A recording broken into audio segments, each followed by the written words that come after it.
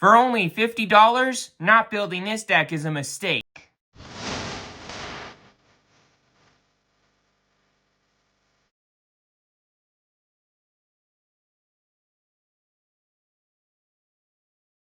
Hello and welcome to the table, and today I am back with another One Piece deck type video, this time talking about Silver's Rayleigh, a deck you might not expect me to talk about because I'm not the biggest aggro player, but this deck is pretty sweet, and I want to talk about it for a bit. So to start things off, Silver's Rayleigh here is a 5k power 5 life red leader that under the rules of the game cannot play cards with a cost of 5 or more.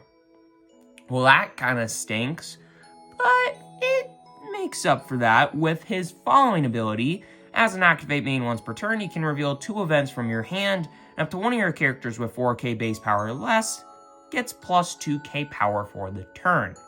So let's say something that has 3k power. You know, you want to swing with that. You really want to swing with that. Well, Rayleigh, reveal 2 events from your hand. Boom, now it's a 5k for the turn. That's not bad. It can make things that are a little smaller than normal, a little bit bigger than normal, and allow you to do a couple of things that you otherwise would not be able to do, and do some pretty sweet, aggressive things. So Silver's Rayleigh is an aggressive deck, who would have thunk it? But, you know, there's a lot more to Rayleigh than just it being an aggro deck. There's quite a bit that you want to do with Rayleigh. To start things off, you want to be searching. So, getting into the searching portion of the deck, let's talk about the first searcher, my favorite searcher, Nami. This is a 4-of in the deck. It is a 1-cost, 2k power, 1k counter, Straw Hat crew type character that on play looks at the top 5 of your deck, reveals a Straw Hat type card other than this, or other than Nami, and adds it to your hand. Then you put the rest on the bottom of your deck in any order. So, it's the classic old searcher. It is the classic old searcher because this was this first searcher basically that came out. That's awesome. And, you know, you get to look at 5 cards to get any Straw Hat you want. So that's pretty sweet. But besides Nami, there's also Shaki, which is also a 1-cost 2k 1k counter character that I have 4 copies of that on play, again, looks at the top 5 of your deck. This time, however, revealing up to 1 Monkey D. Luffy character, or up to 1 Monkey D. Luffy, or red event, and adds it to your hand. Then you put the rest on the bottom of your deck in any order. So, same kind of deal, you get to look at 5 cards, but this time you're more narrowed, but at the same time not, because you get to actually search for any of your events. Whereas with Nami, you can only search for a couple of your events. But then besides that, there is then Buggy, which gets quite a bit narrower in some senses. Because this Buggy is, again, a 4-of, but it's a 1-cost 3k power, no K counter character that cannot be KO'd in battle by / attribute cards. Which is pretty sweet, all things considered. I mean, Zoro just can't kill this card ever. That's really awesome. And then, you know, there's a decent amount of cards in Mihawk, which I've heard is going to be a strong deck in OP14, that also can't get rid of Buggy. So, you know, this could be a decent card in some matchups. But besides, you know, being hard to kill, and being able to bump up to 5 with Silver's Rayleigh without having to put any Dawn on it, on play, you get to look at the top, again, 5 cards of your deck, but this time you can only reveal a red event, and then put the rest on the bottom of your deck in any order. So, sure, you get 1 more power, 1k more power, but it doesn't counter, and you can only get red events. But still, I think, generally speaking, this ain't a bad card. Speaking of cards that aren't bad, we got Boa Hancock. I mean, she's bad. Never mind. So she's a 2-cost, 3k power, no K counter character that on play looks at the top 5, gets either a Monkey D. Luffy or a red event, and puts the rest on the bottom of your deck in any order. That's really sweet. On top of that, however, as an activate main, you can trash this character and give 2 Rested Dawn cards to your leader or one of your characters. So this is a sneakily good card. Sure, it costs 2 instead of 1, but this deck generally wants to go second, and you know, just playing this 1 searcher is fine. It's not bad by any means. And then on your next turn, you can give like a 2k bump to it, swing with her, and then maybe give some Rested Dawn to Rayleigh, and that could be useful in some ways. I don't know. Overall, Boa Hancock's a really good card, just for the fact that it replaces itself, but on top of also being able to give out 2 Rested Dawn is also pretty important, and I'll get to why that is in a little bit. But then, this is kind of a branch. This is a little bit still on, searchers, but it's also talking a bit about one of the many events in the deck. So let's just talk about this for a little bit. But so now we got Observation Hockey, which is an event. It's a 0-cost event. That's really cool. Don't see those too often. And then as a main effect, you can give an Active Dawn card to your Silver's Rayleigh. Okay? But because of that, you then get to look at the top 4 cards of your deck. Unfortunate that it's not 5, but what are you going to do? But then you get to reveal up to 1 red event, or 1 character with a cost of 3 or more and add it to your hand, then place the rest at the bottom of your deck in any order.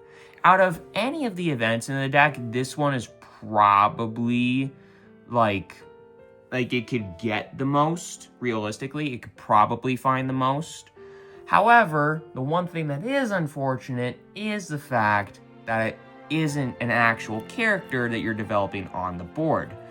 For those reasons, kind of stinks. Because, Boa Hancock, it could get any event or a Luffy. That's sweet. Sure, it's not any event or something that costs 3 or more, which there are more of those in the deck than there are just events and Luffy's. But with this, you are developing a 3K body, and you can also give out some Rested Dawn. That's really sweet. With this card, it's just a one and done deal. You get to give an Active Dawn to your Rayleigh, sure, so you're getting a little bit more extra value on top of that, but it's nothing too crazy by any means. But then, lastly, before I get into the searchers, I do want to just mention this. I didn't really know where else to put this card in the video, but Sanji, it's a 2K counter basically. It's a 2-cost 3K, 2K counter character. On play, you select one of your Straw Hats with a cost of 6 or more, or with 6K power or more. Then, when it attacks his turn, that character attacks his turn, your opponent cannot block it. So that's really sweet. Yeah, I mean, it's a really solid card, and it's not generally used for aggressive plays. It's more so meant to be in the deck just to counter, but I figured, the first couple events are going to be nothing but counter events mostly, or stuff to reveal off of Rayleigh, or another card I'll get to, but, I just wanted to fit this in somewhere. But then, I got the rest of the events. I did talk about the Color of Observation Hockey, which is a 4 of, but besides that, here are the rest of them. The first one being To Never Doubt, that is Power. Now this is only a 3 of, it used to be a 4 of, but it's only 3 of, because, I'd like to have more copies of certain events.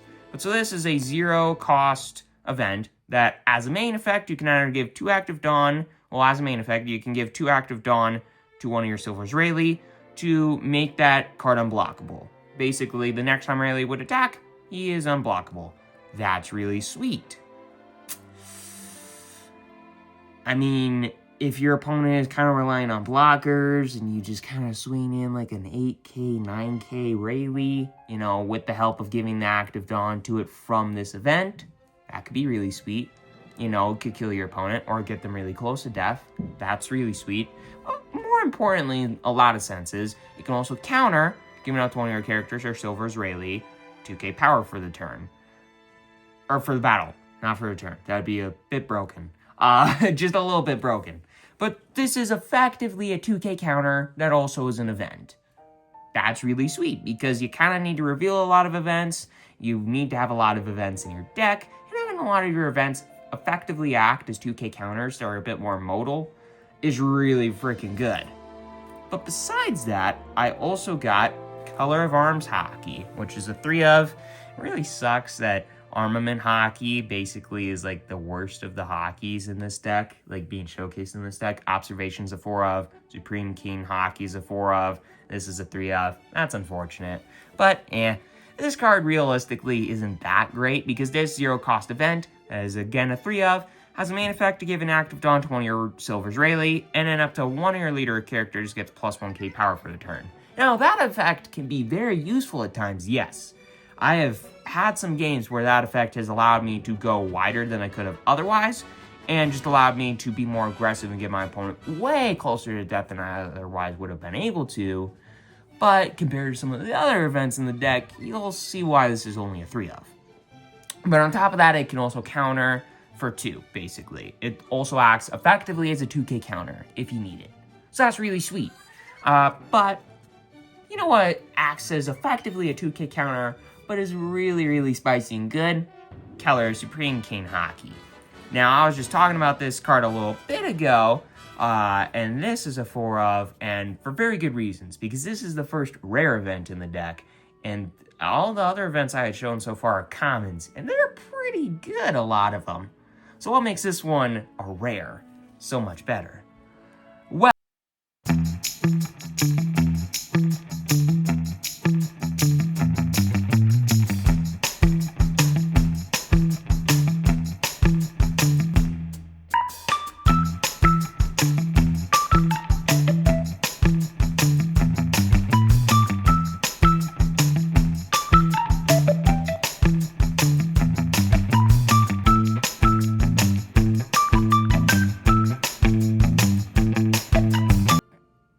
bump, like a counter bump on your Rayleigh, more than likely, or one of your characters, that can also be very likely. Then you get to shrink your opponent's entire board for the rest of the turn. And Kirasu does something similar. It's like, oh, I swing for 5 or 8, generally 8, in something like Betty. Then, your leader gets -1k power. So that's really sweet offensively. This is really sweet defensively because it makes all your opponents' attacking stuff smaller instead of their defensive card, basically. The thing that they're defending smaller. So this card, effectively, simply put, is really freaking good. And why, generally, you always want to have that 1 Don up because you want to hold this up if you need it. Because when you need it really bad. And when you play it, it generally is very, very helpful. So there you go. But then besides that, I got 2 copies of Gum Gum King Kong Gatling and 2 copies of Gum Gum Mole Pistol. Gum Gum King Kong Gatling is a 2-cost event that only has a main effect, giving up to one of your leader or character cards plus 3k power for the turn. That's sweet. Then, if your opponent has a character with 7k power or more, up to one of your leader or character cards gains an additional 1k power for the turn. So basically, you could give like a 3k bump to your Rayleigh, then a 1k bump to one of your 2k power searchers, and then reveal the 2 events with Rayleigh. Boom, now it's a 5k. That's really sweet because then you got an 8 and a 5. Just really, really good stuff. So, that's sweet. There's nothing else to talk about. Oh wait, there's a trigger that KOs up to one of your opponent's characters with 5k power or less. Sure, that sucks in the Emu, but at this point, screw Emu. I want to play stuff that's just good against other decks besides Emu, and when OP14 comes out, /EBO4, like the first half of EBO4, which is pretty soon, Emu isn't going to be the best deck anymore. Or at least I'm like crossing my fingers. But this card is really sweet into a lot of decks. With that trigger, also being super nice, but also just the fact that it can be a really good offensive tool. But besides that, there is also those 2 copies of Gum Gum Mole Pistol I talked about. Now, originally, this deck had 2 copies of Gum Gum King Kong Gatling and no copies of this. Very quickly, I was not a fan of that because I'm like, this card is really sweet and I wanted it in the deck and I didn't know where to put it. So I cut 1 copy of Armament Hockey, basically Color of Arms Hockey, and I cut 1 copy of To Never Doubt That Is Power. Because both of those cards, yeah, they're nice, but they're effectively just 2k counters, and that's nothing like super crazy or anything. I figured that it would be a lot more valuable to have this as a 2 of in the deck, and trust me, it is a very, very valuable to have this as a 2 of in the deck. Because this 4-cost event has a main effect, giving up to one of your opponent's characters -5k power for the turn. Great start. On top of that, then if you have a character with 6k power or more, which even though nothing in your deck basically is going to have any more power than 4k base, 4K base power. There are plenty of ways, as you've seen already, to get it a little bit above that, to a 6. So, yeah, you're very likely going to have something with 6K power or more, because it doesn't have to be base, just anything with 6K power or more. But if you have one of those characters, then you get to kill up to one of your opponent's characters with 2K power or less. So basically, for 4 resources, this gets rid of any 7K you want. Or, for 4 resources, you shrink one of your opponent's blockers, they're really big blockers that, you really want to get rid of if you can, by 5K power. Then you maybe KO one of their chump blockers that has 2K power, or something like that. That's really sweet. This is a great card that either just, boom, snipes a fairly good-sized big boy out of the universe, or it can, go a little wider. And it can impact a wider portion of your opponent's board state. Either way, this card's really sweet. And on top of that, its trigger just activates its main effect. So if you have this going on your opponent's turn, and it's just like, crap, there are plenty of ways. Well, there is a way to have a 6K power character on your opponent's turn. And this triggering, minusing one of your opponent's maybe attacking threats by 5K power, maybe even killing it, or again, something like a chump blocker, is dumb. So dumb. But that's the events. Let's talk about the end game of the deck. And whoo, baby. This is the only card in the deck, which is really unfortunate, that cannot get bumped by Rayleigh. But it is very worth having this in the deck because Rayleigh Zoro is a 4 of in the deck. I know that there are quite a few lists that have like this as a 2 of and Kid and Killer as a 2 of. I've just found it to be more valuable to have this as a 4 of because it is way easier to search this and, not get screwed by this. Like, that's 2 more cards that Nami can hit, and even though 2 doesn't seem like a big number, you could fail quite a bit more often if you have 2 less copies of this and 2 more bricks that pretty much nothing else in the deck can search. So, yeah. Rayleigh Zoro here is a 3-cost 5K no K counter character, but it has Rush. 3-cost 5K Rush. I mean, it's very simple. It doesn't have a lot, to really talk about, but it's just a really good offensive, just beat stick. What else do you really need? You don't need any way to kind of bump it up at all. It comes straight down, goes at your opponent's face immediately, or maybe their board, who knows, depending on the matchup. You're either going to go for board or you're going to go for life.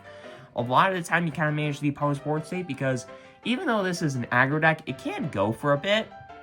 It can last a little while, and if you keep your opponent's board in check, then it gets to the point where they don't have as much to kind of mess with you in kind of like the mid portions of the game. Then you can really go nuts, have 5 characters on your board, and then murder your opponent. So that could be really nice. Or you just go for life, like I said before, depending on the matchup. So Rayleigh Zoro here, being a 5K rush is good no matter what. And it only costing 3, pretty sweet too. Now, yes, while Kid and Killer cost for more, but it can attack for 7, that can be really nice. But it's not always going to be able to attack for 7. And again, with it being a little harder to search with certain cards in the deck, I just found it to be more useful to have this as a 4 of. So, if you think that that's a wrong choice and you have some opinions about what ratios of certain cards I should be running or not running, leave a comment down below. But getting past Zoro in this little portion of the late game, let's get into, more parts of the late game. And the most important part of the late game, or I guess mid-game, which is Monkey D. Luffy's. This is the most important card in the deck, and the reason that you go second. You go second, you play either a Boa Hancock or 2 Searchers. That's what you do. Then the next turn, praying that you have 2 events in your hand, because you should be able to get to there at that point, having played 2 Searchers, or at least 1 Searcher or something like that, you then play this. And this card is pretty sweet. This is a 4-cost 4K 1K counter character. Not great stats, but if you have a total of 2 or more Given Dawn cards, this character gains plus 2K power. Remember how I said earlier that Boa Hancock giving out 2 Rested Dawn is pretty sweet? Yeah, This is why it's pretty sweet. Yes, it's nice to have your leader be a 7k for a swing, but this being a 6k for all of your turn when you're attacking with it, or during the entirety of your opponent's next turn when they're either trying to kill it, or maybe something like a Gum Gum Mole pistol triggers, and now you can shrink something by 5 and maybe even kill something too. Like I said earlier, there's a way to get a 6k on your opponent's turn. This is how you do it. That's pretty sweet. But so this, besides the fact that it can be bumped up to a 6k, does a decent bit more. Because on play, you can reveal 2 events from your hand. Then play up to 1 red character with 3k power from your hand, or less, from your hand. Then you give up to 1 Rested Dawn card to your leader or one of your characters.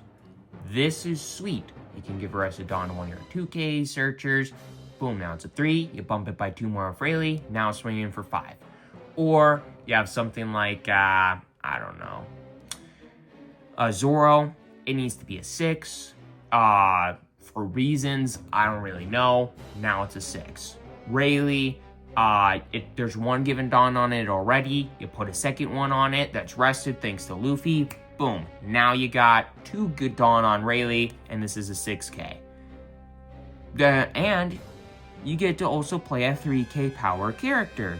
Well, what's a really good 3k power character to play off of this? Sanji is. And it looks like Nami, but Punk Hazard crap. So, Sanji here is a 3-cost 3k power character. Great start because it could be played off of Luffy. But on top of that, it counters for 1. Also nice. But the most important part is during your turn, this character gains plus 3k power. So its original power is 3. And that means that it can be bumped by Rayleigh. And that also means that it can be bumped, or that it can be played out by Luffy. This is sweet. You develop a basically 6k and a basically 6k for 4 resources. In an aggro deck, I don't know if you know this, but that's pretty powerful on turn 2. Just saying. Now sure, it's a 3k power character on your opponent's turn, and it's way easier for them to swing into and kill it, but on KO, Sanji draws you a card. So yeah, sure, it sucks that you're basically gonna get 1 swing out of it and then you're done, but it replaces itself. That is not bad. So you have 4 copies of these to play off of the Luffy. This is the play line. You get a Luffy, you have 2 events in your hand. You play the Luffy, you reveal said 2 events, you play a Sanji, and then you just kind of do this over and over and over again. You want to do this as often as you possibly can, and you just kind of want to murder your opponent and their board, depending on the matchup again, and then just kind of never really run out of cards, never really run out of gas. You have so many searchers in the deck, and you have so many ways for cards to effectively just replace themselves, that you're always going to be up a decent amount of cards in your hand, which means that you're going to have a decent amount of resources to protect your board. So it's really it's a really versatile deck. It can last a lot longer than most aggro decks, and it can do certain things that most aggro decks just can't, which is making little guys, little crappers, bigger than they're supposed to be, swing at your opponent's face, and then your opponent just kind of has to deal with it and just waste their time on these little kind of crappers while you slowly build, and you ensure that you can just Luffy, playing nothing but Sanji. Now granted, there's more than just a Sanji you can be playing. You can play a Boa Hancock, that's not a bad play. You can play a Sanji, that's also not a bad play. You know, making one of your things, maybe a Zoro with a Dawn on it, that's 6. Now unblockable, that's really cool. So, whatever it is you're playing off of the Luffy, either way, it's generally going to work out for you quite well. And the deck itself, even though it's not the best deck in the game right now, and it's not going to become the best deck in the game with OP13, for only $50, this is a really sweet, casual, aggressive deck that your opponents might not be expecting, and with enough practice, can definitely catch some people off guard and get you more wins than you would think. So with all that aside, hope that you all enjoy this video. Make sure you hit that subscribe button, hit that like button. It's completely free, and you won't regret it. And I'll see you all in the next One Piece Deck Tech, who knows, video.